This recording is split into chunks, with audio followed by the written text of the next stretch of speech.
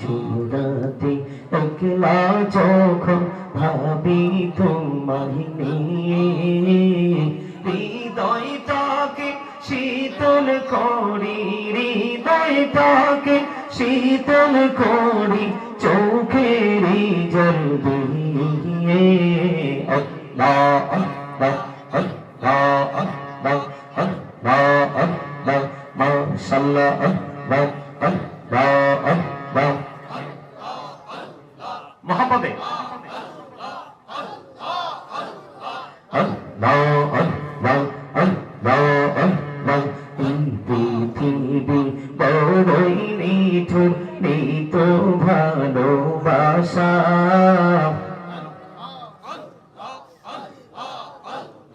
এই পৃথিবী বড়ই নিঠুর, নেই তো ভালোবাসা।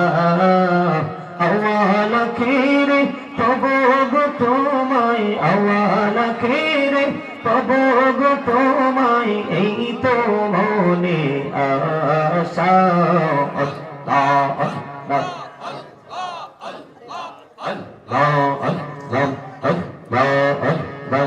এই নামেতে এত মধু, এই নামেতে এত মধু, জাহানি তো আগে বহরাম, জাহানি তো আগে। যতই যাবি নামটি তোমার, যতই যাবি নামটি তোমার, ততই মধুর লাগে বহরাম, ততই মধুর লাগে। আল্লাহ আল্লাহ আল্লাহ আল্লাহ আল্লাহ আল্লাহ আল্লাহ আল্লাহ আল্লাহ। প্রেমীরানো কোহরে গোলবি মেহরা যেতে যাইয়া, প্রেমীরা কাজকে আশ্বস্ত করে যাই। আমার নবীজির দুইটা হাদিস তোমরা যৌবনকালে যদি সারা জীবন পাঠ করেছো, কিন্তু আজকে আমার আলোচনার পরে তোমার অন্তরে ভয় ঢুকেছে। কি ঢুকেছে? কথা বলে না আরো জোরে। আমার আলোচনার পরে আপনাদের অন্তরে কি ঢুকেছে? ভয় ঢুকেছে। আপনি যদি আজকের পর থেকে যদি আপনি সিদ্ধান্ত নেন যে হুজুর আমি আমার জীবনে আর কোনোদিন অন্যায় করব না, তাহলে আল্লাহ বলেছেন এই যে ভয়ের কারণে আল্লাহ ওয়াজ করতেছেন, O believers you fear me. আল্লাহ ইমানদারদেরকে ডেকে বলে তোমরা আমাকে ভয় করো। আল্লাহ তোমাকে ভয় করলে লাভটা হবে কি? আমার আল্লাহ বলেছেন আল্লাহ উইল ফরগিভ ইউ, আল্লাহ আমাদের সমস্ত জীবনের গুনাহগুলি maaf করে দিবে। এটা শুধু আমি ইংলিশে বলিনি, আমার আল্লাহ কোরআনে বলেছেন আল্লাযীনা আমানু, যারা ঈমান এনেছে, ওয়া কানু ইয়াত্তাকুন, এবং তাকওয়া অবলম্বন করেছে, লাহুমুল বুশরা, তাদের জন্য সুসংবাদ, এই হায়াতের দুনিয়া, দুনিয়ার জীবনে, ওয়া ফিল আখিরাহ, এবং পরকালের জীবনে। জোরে জোরে বলেন না সুবহানাল্লাহ। ওয়াজ কি এটা করব নাকি পাল্টাই ফেলবো? হ্যাঁ, ওয়াজ কি এটা ভালো লাগে আপনাদের কাছে? ভালো লাগে? সত্যি করে বলছেন? আমার কাছে কার কার কাছে ভালো লাগে? সোজা করে দুই হাত তুলে দেখান। এইভাবে একদম সোজা করে, একবারে সোজা সোজা, একবারে সোজা। নারায়ে তাকবীর, আল্লাহু আকবার, নারায়ে রিসালাত। সুন্দর হইছে না? কথা কয় না? সবাই রাজি আছে আমার ওয়াজে? মামা কি কর? আপনি রাজি আছেন নি? আলহামদুলিল্লাহ বলেন। আরো জোরে, আরো মহব্বতে। এই ওয়াজটা আমি মনে করি বর্তমান সময় বেশি দরকার। চাচা কি বলে? বেশি দরকার না? কারণ আমাদের ছেলেরা ধ্বংস হয়ে গেছে। আমি বর্তমান সময়ের যুবকদেরকে নিয়ে আতঙ্কিত। আমি বর্তমান সময়ের বর্তমান প্রেক্ষাপটের যুবকদেরকে নিয়ে আমি কি বলবো, শঙ্কিত। তার কারণ আমাদের যুবকরা, বেঈমান যুবকরা, সত্যিকার রিয়েল শিখে শিখে আমরা মুসলমানদেরকে গায়েল করার চেষ্টা করতে। আপনারা বলেন ফিলিস্তিনের মুসলমানকে কি ইহুদি যুবকরা মারতেছে না? বিভিন্ন লেবাসে মারতেছে না? আমরা মুসলমানরা সব জায়গায় মাইর খাই। তার কারণ হলো আমরা আল্লাহ আল্লাহ রাসূলের দেখানো পথে চলি, এই জন্য আমাদের এই অবস্থা। আমি কি বলেছি দিকটা কারণ আমি বানাইয়া কথা বলার অভ্যাস নেই, আপনারা ভালো করে জানেন। আল্লাহ কি বলেছেন? আল্লাহ বলেছেন যারা ঈমান এনেছে, ঈমান আনার পরে যার অন্তরে ভয়, যার অন্তরটাকে আল্লাহর ভয়ে কি করতে পেরেছে, কম্পন সৃষ্টি করতে পেরেছে। আল্লাহ বলেছেন তুমি আর টেনশন করো না, তোমার জন্য সুসংবাদ, লাহুল বুশরা ফিল হায়াতিদ দুনিয়া ফিল আখিরাহ, তোমার জন্য সুসংবাদ দুনিয়ার জীবনে এবং। আমি বলতেছিলাম হরিপুরের আমার যুবক বন্ধু, হৃদয় উজাড় করে তোমরা শোনো, কারণ তোমরা আছো বন্ধু পাপের শহরে। আমার কথা কয় না? আপনারা পাপের শহরে আছেন না? ঢাকার শহর না, বাংলাদেশের প্রত্যেকটা সিটি হলো পাপের নগরী। কারণ শহরে যে পরিমাণ অন্যায় অপরাধ পাপ হয়, গ্রামে এই পরিমাণ পাপ হয় না। ঠিক কিনা বলেন? আর যারা বলে, এই জন্য আমার নবীজি বলেছেন তোমার দিন এবং দুনিয়ার কাজ না থাকলে ঘর থেকে বের হয়ো না। নবী কেন বের হবো না? আমার নবীজি বলছেন দিন এবং দুনিয়ার কোনো প্রয়োজন না থাকলে তুমি ঘর থেকে বের হয়ো না, কারণ ঘর থেকে যদি অপ্রয়োজনে বের হও, তোমার সর্বপ্রথম যে অপরাধ হবে সেটা হলো চোখের জিনা। কিসের জিনা? কিসের জিনা? আপনার জিনা যখন চোখের হবে, তখন অটোমেটিক্যালি সেই জিনার পাওয়ার কিন্তু কলবে চলে আসবে। তখনই কিন্তু মানুষের দ্বারা নফসের দুষ্টামি, নোংরামি, পাপ কাজ শুরু হয়ে। আমি বলে দিতে চাই যে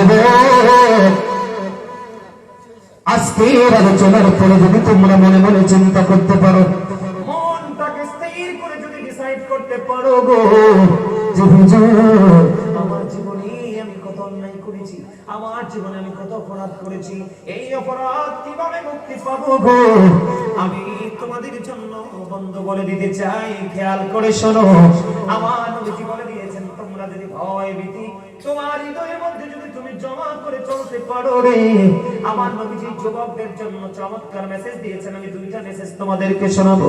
আমার নবীজি বলেছেন, হাদিস শরীফের মধ্যে এসেছে, আল হাসান ওয়াল হুসাইন সাইয়্যিদ আশ-শাবাবি আহলিল জান্নাহ।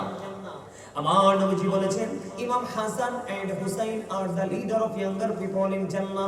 আমার নবী আপনার নবী তু জাহানের বাদশা নবী, তিনি বলেছেন ও ঢাকা নারায়ণগঞ্জ হরিপুরের যুবক, আমি হৃদয় থেকে বলছি রে বন্ধু, আমার নবী বলেছে তোমার টেনশন করতে হবে না, তোমার জন্য জান্নাতে লিডার হয়ে যাবে আমার নবীজির কলিজার টুকরা দুইটা, ইমাম হাসান হুসাইন দুই ভাই। বুড়া মানুষ মনে মনে চিন্তা করবে, কি করবে? বুড়া মানুষ মনে মনে চিন্তা করবে, বলে হুজুর আমরা কি বুড়া হইয়া পালানি গেলাম? না না না, আপনারা বুড়া তো হইছেন এই দুনিয়ায়। আপনি যদি আল্লাহর প্রিয় হয়ে কবরে যান, আপনাকে একবারে তাগড়া জওয়ান বানাইয়া জান্নাতে ঢোকানো হবে। 30-35 বছরের জওয়ান জোরে জোরে কন্যা সুবহানাল্লাহ। খবর মজা নি চাচা? মজা লাগে? লাগে? আলহামদুলিল্লাহ বলেন। আরে আল্লাহ রে, আলহামদুলিল্লাহ তো মজা হয় না, লবণ ছাড়া খাবারের মতো। এই আপনি সারা জীবন আলহামদুলিল্লাহ কইলে আপনাকে যে আল্লাহ নিয়ামত দিয়েছে সে শুকরগুজার করতে পারবেন? আপনাকে তো আল্লাহ শিয়াল বানাইতে পারতো, কুকুর বানাইতে পারতো, জঙ্গলের নিকৃষ্ট প্রাণী বানাইতে পারতো। আল্লাহর সমস্ত সৃষ্টির মধ্যে শ্রেষ্ঠ হলো মানুষ। সুবহানাল্লাহ বলেন। এর মধ্যে শ্রেষ্ঠ হলো মুসলমান। সুবহানাল্লাহ বলেন না? আগে কোনো মতামত দামি আলহামদুলিল্লাহ চিল্লায় বলা দরকার। অল প্রেজ ইজ টু আল্লাহ, সমস্ত প্রশংসা আল্লাহর জন্য। লাভ ফর আল্লাহ, ভালোবাসা, হেট ফর আল্লাহ, ঘৃণাও আল্লাহর জন্য। সুবহানাল্লাহ বলেন না কেন? আরে জোরে আপনারা মনে মনে কননি যে হুজুর সুবহানাল্লাহ খালি কইতে কই। এই সুবহানাল্লাহ কইবেন আপনি আপনার নিজের জন্য। কার জন্য? আমার জন্য না, আপনার জন্য। কারণ আমি আপনাকে যা দিচ্ছি এটা আপনার নিজের জন্য দিচ্ছি। কারণ আল্লাহ আমাকে দায়িত্ব দিয়েছে, O believer save yourself and your families from the fire. আল্লাহ ইমানদারকে বলেছে তুমিও জাহান্নাম থেকে বাঁচাও, তোমার পরিবারকেও বাঁচাও। আপনারা সবাই আমার পরিবারের একটা অংশ, কারণ আপনারা যেহেতু নবীর প্রেমিক, আখির নবীর উম্মত। সেই সুবাদে আমরা একজন আরেকজনের না, নাকি আমাদের মধ্যে দূরত্ব আছে? আমরা একে অপরের। যুবক, ওই যে আমি বলেছি আমার দিকে তাকাও, সূর্যটা 9 কোটি 13 লক্ষ মাইল দূরে। সূর্যের আলো পৃথিবীতে আসতে সময় লাগে মাত্র 8 মিনিট 20 সেকেন্ড। অনেক আবরণ ভেদ করে বন্ধু সূর্যের কিরণ আমার কাছে আসে। হিট স্ট্রোকে অনেক মানুষ বন্ধু মারা যায়। যাই কি যায় না? এত দূর থেকে সূর্যের আলো আসে, সইতে পারি না। কাল হাসরের একেবারে সোয়া হাত উপরে থাকবে, গলে যাবে রে, বডি ঘামের মধ্যে ডুবে যাবে, দুর্গন্ধময় হয়ে যাবে বন্ধুর পরিবেশ। তুমি কান্নাকাটি করবা, কিন্তু সেই দিনও যুবকদের জন্য, আল্লাহ আল্লাহ রাসূলের প্রেমিক যুবকদের জন্য সেই দিনও আমার আল্লাহ নিয়ামত দিয়েছেন। সেই নিয়ামত হলো বন্ধু হাদিস শরীফের মধ্যে এসেছে, আপনার আমার প্রাণের নবী তিনি জানিয়ে দিয়েছে, তিনি বলে দিয়েছে, ও হরিপুরের যুবক তোমরা শোনো, আমার আল্লাহ কাল হাসরের ময়দানে আল্লাহর আরশের ছায়ার নিচে 7 শ্রেণীর মানুষদের জায়গা দিবে। কয় শ্রেণী? 7টা দলকে। কয়টা দল? বলো হুজুর আরশের নিচে কেন দিবে? আসমানের নিচে কি জায়গা হবে না? সেদিন তো আসমান থাকবেই না। এই আল্লাহ বলেছেন সূরা ইনফিতরের শুরুতে 30 পারা, আল্লাহ বলেছেন ইদাস সামাউ ফাতারাত وَإِذَا الْكَوَاكِبُ انتَثَرَتْ وَإِذَا الْبِحَارُ فُجِّرَتْ আকাশ বন্ধু ভেঙে চলে যাবে, তারকাগুলো ঝরে ঝরে পড়বে, সমুদ্র উদ্বেলিত হয়ে যাবে। ও বন্ধু সেই দিন আল্লাহর আরশের ছায়া ছাড়া কোনো ছায়া থাকবে না। আমার আল্লাহ জানিয়ে দিয়েছে, বান্দা তোমরা টেনশন করো না। ওই সেই দিন যৌবনকালে তুমি আমল করেছো, যৌবনকালে তুমি আলেমদের সাথে প্রেম করেছো, যৌবনকালে তুমি বেশি বেশি করে তওবা করেছো, এই কাজ করতে করতে তুমি আল্লাহর প্রিয় হয়ে গেছো। আমার নবীজি জানিয়ে দিয়েছে, তোমার জন্য এই 7টা দলের মধ্যে একটা দল থাকবে সেদিন আল্লাহ এবং আল্লাহর হাবিবের প্রেমিক যুবক। আরে জোরে, আরে জোরে। খবরটা খুব মজার না? আপনাদেরকে আমি আরেকটু মজা দেই, সহজে আপনারা আরো বেশি আশ্বস্ত হবেন আল্লাহ কতটা দয়ার সাগর, সেটা বুঝতে পারবেন। শয়তান আল্লাহরে কয়, আল্লাহ আমি তোমার ওই বান্দাগুলোকে ওই পর্যন্ত ধোঁকা দিতে থাকবো যেই পর্যন্ত তার দেহে প্রাণ আছে। আমার আল্লাহ একটা ডাক দিয়ে বলে, শয়তান তুমি শোনো, আমিও কথা দিলাম, আমি আমার ওই বান্দাকে ওই পর্যন্ত ক্ষমা করতে থাকবো যেই পর্যন্ত তারা ক্ষমা চাইতেই থাকবে। জোরে জোরে বলেন না সুবহানাল্লাহ। আমার তাহলে আমরা ক্ষমা চাইবো কিনা আল্লাহর কাছে? তওবা করবো কিনা?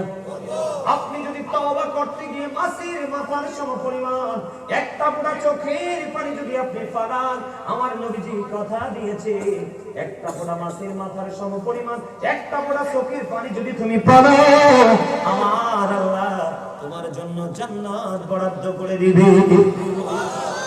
এবার একটা ঘটনা বলি, ছোট্ট একটা হাদিস বন্ধু। জোহাইরা গোত্রের এক মহিলা ব্যভিচার করলেন, ব্যভিচারের মাধ্যমে তিনি সন্তান ধারণ করলেন। সন্তান ধারণ করার পরে ওই মহিলার বাবা কি করলেন? আমার নবীজির জামানায় আমার নবীজি ওই জোহাইরা গোত্রের ওই মহিলাটাকে আমার নবীজির কাছে নিয়ে গেলেন, বিস্তারিত সকল কিছু খুলে খুলে বললেন। বিস্তারিত সকল কিছু খুলে খুলে বলার কারণে আমার নবীজি বললেন, যাও যাও। বাবাকে বললেন, খেয়াল করে আমরা সবাই পাপী, আমি যদি বলি পাপীকে সবাই হাত তুলবো, কিন্তু নেকিকে বললে কেউ হাত তুলবো না, কারণ আমরা নিজেদেরকে এখনো নেককার বলে দাবি করতে পারি না। বাবা মেয়েটাকে নিয়ে আসলো, ইয়া রাসূলুল্লাহ আমার এই মেয়েটা ব্যভিচার করলো, ব্যভিচার করার পরে তার গর্ভে সন্তান চলে আসলো। আমার নবীজি দেখে বললেন, যাও যাও যাও, তুমি তোমার মেয়েটাকে তোমার বাড়ি নিয়ে যাও, ওই পর্যন্ত তাকে যত্ন সহকারে লালন পালন করতে থাকো। কি করতে থাকো? তাকে যত্ন সহকারে লালন পালন করতে থাকো। তুমি তাকে যখন সন্তান প্রসব করবে তখন এই মহিলাটাকে তুমি আমার কাছে নিয়ে আইসো। এই কথা যখন বললেন, এবার বাবা কি করলেন? মেয়েটাকে নিয়ে বাড়ি চলে গেলেন। মেয়েটাকে বন্ধ আদর যত্ন করে লালন পালন করে করে বন্ধ বড় দিন যখন ফুরিয়ে গেল, বাচ্চা যখন প্রসব করলো, করার পরে নবীজির কাছে নিয়ে আসলো। আসার পরে প্রাণের নবীজি গভীর খেয়াল, আপনি চিন্তা করবেন আল্লাহ রাব্বুল আলামিন বান্দার প্রতি কতটা দয়াময় বন্ধু। এবার মেয়েটাকে যখন নিয়ে আসলো, আনার পরে মেয়েটাকে আমার নবীজি বললেন, তুমি গর্ত খনন করো। গর্ত খনন করার জন্য অর্ডার করলেন, গর্ত খনন করা হলো। এবার বললেন তার বডির কাপড় দিয়ে তাকে বেঁধে ফেলো। বেঁধে ফেলা হলো। বাঁধার পরে তাকে গর্তের মধ্যে ফেলানো হলো। গর্তের মধ্যে ফেলাইয়া পাথর নিক্ষেপ করতে শুরু করলো। পাথর নিক্ষেপ করতে করতে করতে করতে বন্ধু একটা সময় মহিলাটা ইন্তেকাল করলো। ইন্না লিল্লাহি ওয়া ইন্না ইলাইহি রাজিউন। এই গর্ত পাথর মারতে মারতে বন্ধু ওই মহিলাটা ইন্তেকাল করলো। মহিলাটা ইন্তেকাল করার পরে সকল সাহাবাই কেরাম টেনশনে পড়ে গেল। আমার নবীজির ওয়ার্ডারে তাকে পাথর মারা হলো। পাথর মারতে মারতে মারতে মারতে তাকে হত্যা করা হলো। এবার কে ওই মহিলার জানাজা পড়াবে? এটা একটা চিন্তার কথা কিনা বলে? কারণ নবীজি তো সামনে আছে। এখানে সমাধান একমাত্র আপনার আমার প্রাণের নবীজি দিবেন। বন্ধুরে আমার সবাই টেনশন করতে করতে আমার নবী সেটার অবসান ঘটিয়ে দিলেন। অবসান হবে না এমন। ও বন্ধু, আপনার আমার প্রাণের নবী এবার এই মহিলার জানাজা পড়ায় দিলেন। জোরে জোরে কন্যা সুবহানাল্লাহ। কি করে দিলেন? এই মহিলাটার জানাজা পড়িয়ে দিলেন।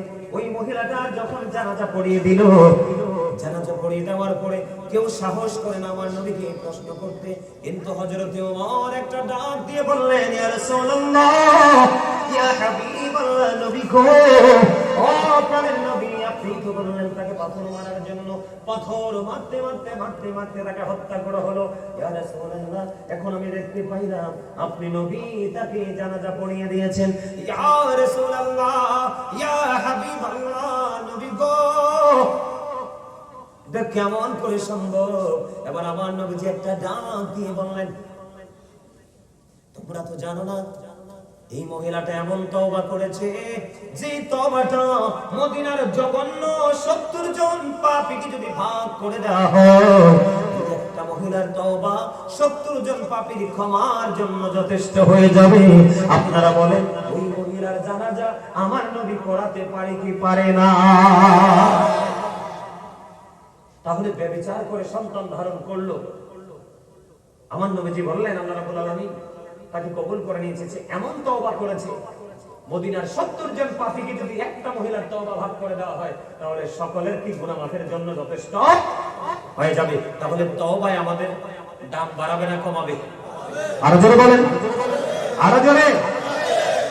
তাহলে আমরা অন্যায় করেছি, অপরাধ করেছি, অপরাধের জন্য আমরা কি করব? আল্লাহর কাছে ক্ষমা চাইবো। আল্লাহর কাছে ক্ষমা চাইলে কি দাম কমে না বাড়ে? আরো জোরে বলেন, আরো জোরে। আমি আরেকটা মজার খবর আপনাদেরকে শোনাই হাদিস শরীফ থেকে। এটা কিন্তু কারো কাল্পনিক গল্প বানানো নয় বন্ধু। হাদিস শরীফ আমার দিকে তাকান, এটা বলে আমি আরেকটা আলোচনা, ওই যে বলেছি বাস্তবতা নিয়ে আলোচনা করব, ওই বাস্তবতা নিয়ে আপনাদের সামনে বন্ধু আজকে আলোচনা করব। আরেকটা ওয়াজ করব নি তওবা নিয়ে। আরেকটু মজার জায়গা, খুব মধুর একটা হাদিস বন্ধু। একজন লোক 99টা খুন করছে। কয়টা? 99টা হত্যা খুন করার পরে একজন খ্রিস্টানের কাছে চলে গেল। তিনি একজন ধর্মযাজক ছিলেন। ওনার কাছে গেলেন, উনি বুজুর্গ ছিলেন। ওনার কাছে গিয়ে প্রশ্ন করলেন, আমি একটা একটা করে 99টা খুন করছি, আল্লাহ আমার অপরাধ ক্ষমা করবেন? উনি বললেন না। না বলতে দেরি, এবার কি করলেন? তিনি কেন না করলো? তাকেও সঙ্গে সঙ্গে হত্যা করে ফেলেছে। কয়টা হয়েছে? সমান সমান সমান সমান কয়টা হয়েছে? 100টা হয়েছে। 100টা হত্যা করার পরে আবার তিনি বন্ধু আরো বুজুর্গ খুঁজতেছেন। খুঁজতে খুঁজতে খুঁজতে খুঁজতে আল্লাহর একজন প্রিয় লোকের খবর পাইলেন। ওনার কাছে বিস্তারিত খুলে বললেন। খুলে বলার পরে আবার তিনি উত্তর দিয়ে দিলেন, অবশ্যই তোমার জন্য ক্ষমার দরজা খোলা আছে রে, কিন্তু এই ক্ষমাটা তোমাকে কেমন করে চাইতে হবে? তুমি যেখান থেকে এসেছো সেখানে আর ফিরে যেতে পারবে না, কারণ সেখানের মানুষগুলো খারাপ। আমি এমন একটা জায়গার ঠিকানা তোমাদেরকে দিব, এমন একটা জায়গার ঠিকানা আমি তোমাদেরকে দিব, ওই ঠিকানা মোতাবেক তুমি চলে যাবে, তাদের সাথে থাকবে, আল্লাহর গোলামি করবে, আল্লাহ রাব্বুল আলামিন তোমার তওবা কবুল করবে, তোমাকে ক্ষমা করে দিবে। জোরে জোরে বলুন না সুবহানাল্লাহ। এবার তিনি কি করলেন? ওই বুজুর্গ লোকের কথা শুনে তিনি হাঁটতে হাঁটতে বন্ধু যেখান থেকে এসেছেন ওই রাস্তা অতিক্রম করে তিনি উল্টা দিকে যেই দিকে দেখিয়ে দিলেন সেই দিকে তিনি চলতে শুরু করলেন। বন্ধুরে আমার, যাইতে যাইতে যাইতে যাইতে রাস্তার মধ্যে বন্ধু 2 দল ফেরেশতা তাকে এসে ঘেরাও করে ফেললো। কয় দল ফেরেশতা? এক দল হলো জান্নাতি, আরেক দল হলো জাহান্নামী। এক দল বলতেছে, জাহান্নামী দল বলতেছে তার প্রাণ ফাঁকি, কারণ তার মৃত্যুর সময় হয়ে গেছে ওই জায়গা। এক দল বলতেছে তোমাকে আমরা তোমার প্রাণ ফাঁকি কেড়ে নিব। আর জান্নাতীরা বলতেছে না না না, তার প্রাণ ফাঁকি হরণ করতে দিব না। কে করতে দিব না? আমরা জান্নাতীরা নিয়ে যাব। দুই পক্ষের মধ্যে, দুই গ্রুপের মধ্যে বন্ধ তর্ক বিতর্ক চলতেছে। তর্ক বিতর্ক চলতে চলতে চলতে চলতে শেষ পর্যন্ত আল্লাহ রাব্বুল আলামিনের পক্ষ থেকে ফয়সালা দানকারী হিসেবে আরেকজন ফেরেশতা আসলো। এসে এবার ওই ফেরেশতারা বন্ধু দুই দল, দুই গ্রুপের মধ্যে সমাধান করার জন্য একজন আসলো। আসার পরে তিনি বললেন আমি একটা ফয়সালা করব, তোমরা দুই দল মেনে নিবে কিনা? কয় হ্যাঁ আমি মেনে নিব। মেনে নিবেন? কয় হ্যাঁ মেনে নিব। ফয়সালাটা কি? তোমরা রাস্তাটা মাপো, সে যেই দিক থেকে এসেছে ওই দিকে রাস্তা বেশি, নাকি যেই জান্নাতীদের ক্ষমা পাওয়ার জন্য যেই দিকে রওনা হইলেন ওই দিকে রাস্তাটা বেশি? যেই দিকে রাস্তাটা বন্ধু বেশি হবে কম হবে ওই দিকে তারা তার প্রাণ পাখিটা নিয়ে যাবে।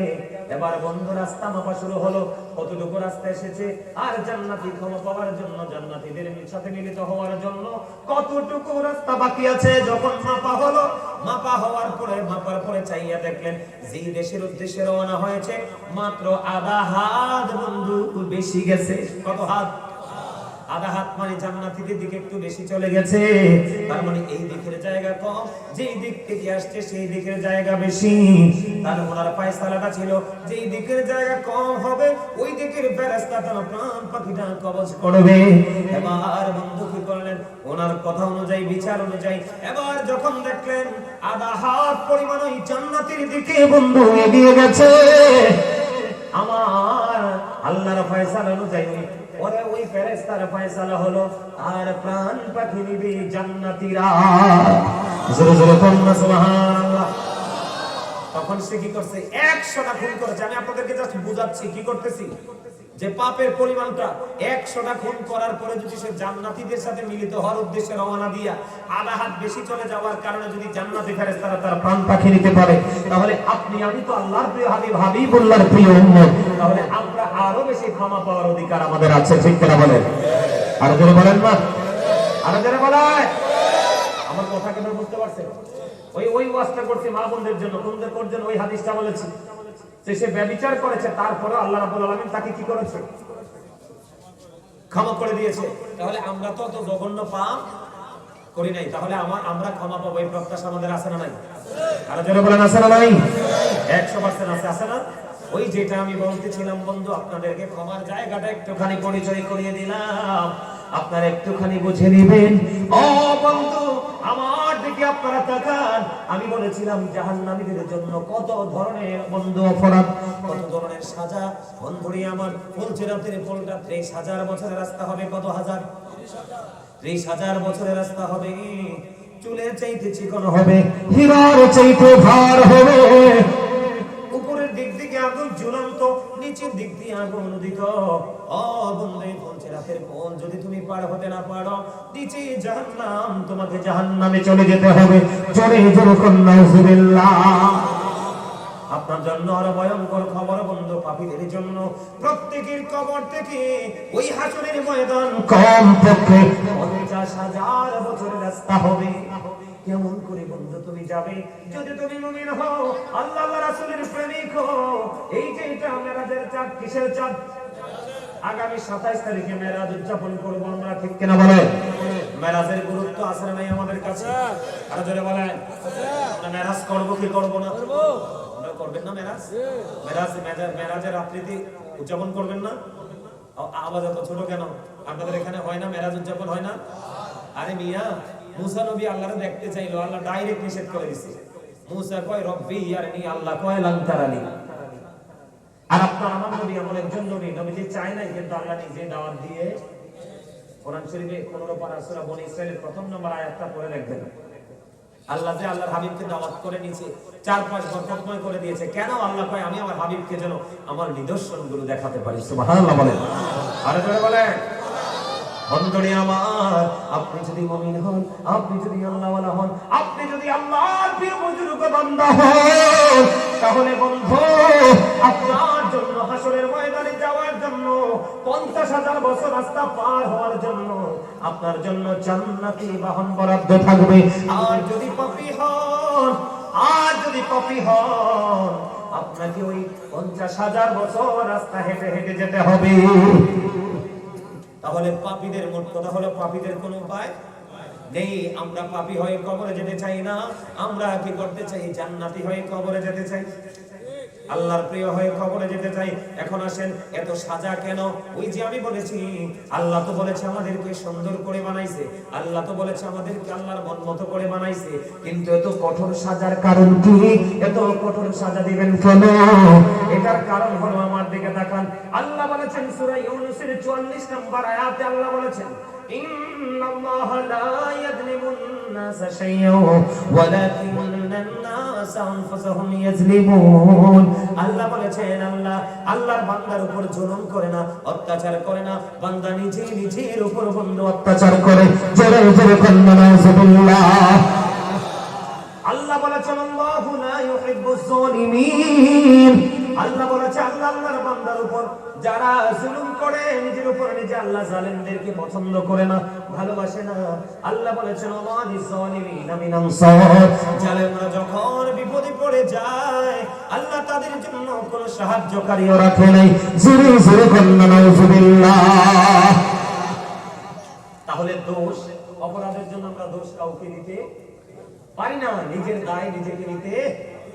লাভ হবে আমি অন্যজনকে দোষে, সব পেয়েছি আমি আমার আপন কোন দোষে। ঠিক কিনা বলে? তাহলে আমরা জাহান্নাম থেকে বাঁচতে চাই? যদি বাঁচতে চাই, আমার আলোচনায় ঢুকতে চাই, বাস্তবতায় ঢুকতে চাই। আমার নবীর উত্তম চরিত্র ছিল না? এটা বিশ্বাস করেন সবাই? সবাই বিশ্বাস করেন? আপনি যারা বিশ্বাস করেন না তাদেরকে বলি, কোরআন শরীফের 29 পারা সূরা কলাম খুলে দেখবেন, আল্লাহ বলেছেন, ওয়া ইন্নাকা লাআলা খুলুকিন আযীম। আল্লাহ পাক বলেন, আমার রাসূল ছিলেন উত্তম চরিত্রের অধিকারী। জোরে জোরে কন্যা সুবহানাল্লাহ। শুধু উত্তম চরিত্রের অধিকারী ছিলেন না, তিনি ছিলেন শ্রেষ্ঠ ট্রুথফুল। আলহামদুলিল্লাহ বলেন, আরে জোরে বলেন আলহামদুলিল্লাহ। এই আমার নবীজির কথাগুলো আপনাদের বিশ্বাস 100% হয়তো। এখন কিন্তু অনেকে কাছে থেকে বলে হয়, দূরে গেলে মানে না। কিন্তু নবীজি যে সত্যবাদী, নবীজির কথার মধ্যে যে বিন্দু পরিমাণ কোনো গলদ নাই, এটাকে ইনসিওর করেছে কারা? বেঈমান কাফেরেরা। কারা? আরো যারা বলেন কারা? ইহুদিরা বলেছেন, he was very truthful। নবী ছিলেন শ্রেষ্ঠ সত্যবাদী। আওয়াজ করে বলেন সুবহানাল্লাহ। আরো যারা বলেন সুবহানাল্লাহ। বন্ধুরে আমার দিকে তাকান, এই যে বাস্তবতাটা আমি আজকের স্টেজ দিয়ে শুরু করি, আমরা যখন ওয়াজে যাই, ওয়াজ করি, জুম্মার দিনে যখন বন্ধু ইমাম সাহেব, খতিব সাহেব যখন জুম্মার বয়ান করে, আপনারা দেখবেন অনেকেই বন্ধু অমনোযোগী হয়। মনোযোগটা থাকে না, আছে না নাই? মনোযোগ থাকে না। এই মনোযোগ না থাকার কারণে, বন্ধু এই মনোযোগটা না থাকার কারণে মানুষের দুনিয়ার কাজও ভালো হয় না, আল্লাহর গোলামিও ভালো হয় না। মানে গোলামিটাও সঠিকভাবে করা হয় না, দিন দুনিয়ার কাজটাও ভালোভাবে করা হয় না। বন্ধুরে আমার দিকে খেয়াল করেন, আমার নবী, আপনার নবী, দো জাহানের বাদশা নবী রাহমাতাল লিল আলামিনের কাছে একদিন এক ইহুদি আসলেন দিন সম্পর্কে শিক্ষা নেওয়ার জন্য। ওই ইহুদি আসলেন ওট নিয়ে। যখন ওই ইহুদি আসলো, আসার পরে নবীজির দরবারে বসলেন। নবীজি আবার বয়ান দিচ্ছেন। বন্ধুরে আমার, কথা বলে না, কথা বলো কেন? এটা কি কথা বলার জায়গা? হ্যাঁ, টুপি কই তোমার? টুপি কই? এই যে দেখছেন, ওই যে বলছি না, হ্যাঁ বাইকে তুই আসবো, দোষ তো ওদের না, ওদের দোষ না তো, দোষ তো বাবা মা। কার দোষ? আর যারা বলেন বাবা মার দোষ, কারণ বাবা মা তার সন্তানের দায়িত্ব যত্ন সহকারে পালন করে। কিন্তু every parent should take care their children very carefully। প্রত্যেকটা পিতামাতার উচিত তাদের সন্তানের দায়িত্ব যত্ন সহকারে পালন করা। আর আমরা সন্তান হিসাবে we should obey our parents। আমাদের প্রত্যেকের উচিত আমাদের পিতামাতাকে মান্য। বাবা মা যদি সঠিক শিক্ষাটা দিত তাহলে কিন্তু ছেলে তার পকেটে যেমনি মোবাইলটা আছে তেমনি কিন্তু টুপিটাও থাকতো। মোবাইল থাকে কিন্তু টুপি থাকে, এটা আমাদের জন্য মুসলমান হিসেবে অত্যন্ত লজ্জাজনক বিষয়। কি বিষয়? অত্যন্ত লজ্জাজনক বিষয়। আমার দিকে তাকান, আমি আমার যে মূল আজকের আলোচনা আমি সেই দিকে বন্ধ যাইতে চাই। আমার নবী, আপনার নবী, দু জাহানের বাদশা নবী, রহমাতুল লিল আলামিন, তিনি বন্ধু জানিয়ে দিয়েছেন। আমার দিকে তাকান, এক ইহুদি আসলেন আমার নবীজির কাছে দিনের শিক্ষা নেওয়ার জন্য।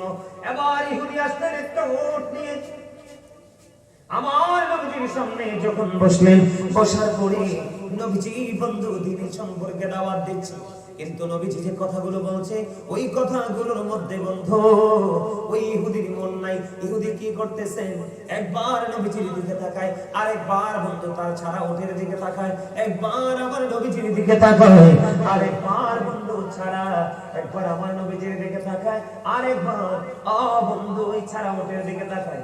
নবীজি দেখতে পাইলেন যে তার আমার দিকেও তার খেয়াল, তার ওঠের দিকেও খেয়াল, একসাথে দুই দিকে খেয়াল করার কারণে বন্ধু তার দিনের সম্পর্কে শিক্ষাটা হচ্ছে। এবার আমার নবীজি তাকে ধমক দিলেন না, তার প্রতি বিরক্ত হলেন না, তার প্রতি রাগান্বিত হলেন না। আমার নবীজি একটা ডাক দিয়ে বললেন, তুমি তোমার ওই ওটটাকে বেঁধে আসো। কি করে আসো? এখানে বাস্তবতাকে নবী মূল্যায়ন করেছে কিনা? বলে হুজুর বাস্তবতা কোনটা?